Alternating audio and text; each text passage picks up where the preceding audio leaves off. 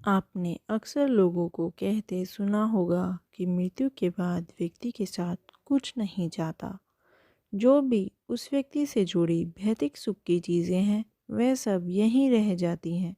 अगर पुराण, वेद और बाकी धर्म ग्रंथों को देखा जाए तो उनमें स्पष्ट बताया गया है कि व्यक्ति की मृत्यु के बाद भी कुछ चीज़ें उसके साथ अगले जन्म तक जाती हैं। कुछ चीज़ें ऐसी हैं जिनका भुगतान व्यक्ति के अगले जन्म में भी कर पाना मुश्किल है। तो आइए जानते हैं ऐसी कौन सी 5 चीज़ें हैं जो मरने के बाद भी व्यक्ति के साथ जाती हैं। ज्ञान व्यक्ति को भीड़ से सबसे अलग करता है। ज्ञान के बल पर आप अपनी एक अलग पहचान और लोगों पर छाप छोड़ने में कामयाब रहते हैं। इसलिए अपनी मृत्यु से पहले आप जितना ज्ञान ले लेंगे वह आपके बहुत काम आएगा। दरअसल ऐसी मान्यता है कि जीवित रहते हुए व्यक्ति जो गुण सीख लेता है वह उसके साथ मृत्यु के बाद भी जाते हैं। इसलिए अपना समय खुद को अच्छा ज्ञान और गुण सीख में व्यस्त करें। श्री गीता में भी इस बात का जिक्र किया गया है कि ज्ञान और दान नष्ट नहीं होता है। धार्मिक ग्रंथों में बताया गया है कि कर्ज कभी भी व्यक्ति का पीछा नहीं छोड़ता। अगर किसी व्यक्ति ने आपका भला किया है तो उसका ये ऋण जैसे ही मौका मिले उतार देना चाहिए। अगर आप किसी का ऋण नहीं उतारते हैं तो उसे जन्म जन्मांतर तक चुकाना पड़ता है। वह कर्ज उतारना पड़ता है। अगले जन्म में वह कर्ज किसी भी रूप में आपको चुकाना पड़ सकता है। साथ अगर आपने किसी को कर्ज दिया है और उस व्यक्ति की मृत्यु कर्ज चुकाने से पहले ही हो जाती है तो आपको भी बार बार जन्म लेना पड़ सकता है। इसलिए ऐसे व्यक्ति को उसकी मृत्यु के साथ ही माफ़ कर देना चाहिए। आपके लिए इसी यही उचित रहेगा।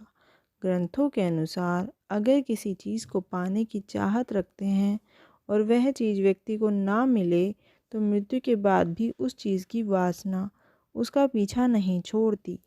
सांसारिक सुखों की चाहत रखना वासना ही है। वासना को लेकर विष्णु पुराण में एक कथा भी मौजूद है। राजा भरत को अपने हिरण के बच्चे से बहुत प्यार था। उसी के बारे में सोचते हुए उसने प्राण त्याग दिए। अगले जन्म में राजा को खुद हिरण रूप में जन्म लेना पड़ा। इसलिए कामना और वासना को अपने मन में ही हावी नहीं होने देना चाहिए।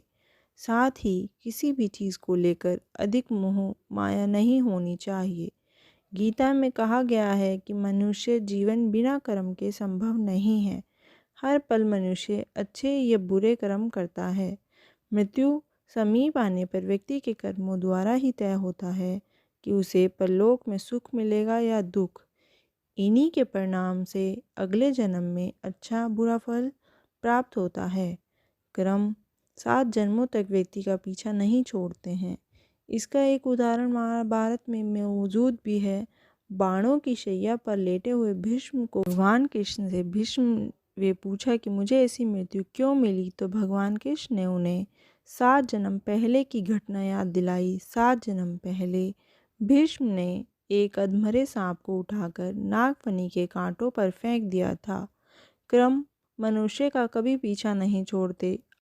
आपने अक्सर घर के बड़ों से सुना होगा कि दान और परोपकार कभी खाली नहीं जाता है, जिसका जिक्र शास्त्रों में भी किया गया है। जीवन में अगर कोई अपरिचित व्यक्ति आपकी मदद करता है, इसका अर्थ है कि वह पिछले जन्म में आपके द्वारा किए गए दान और परोपकार को चुका रहा है।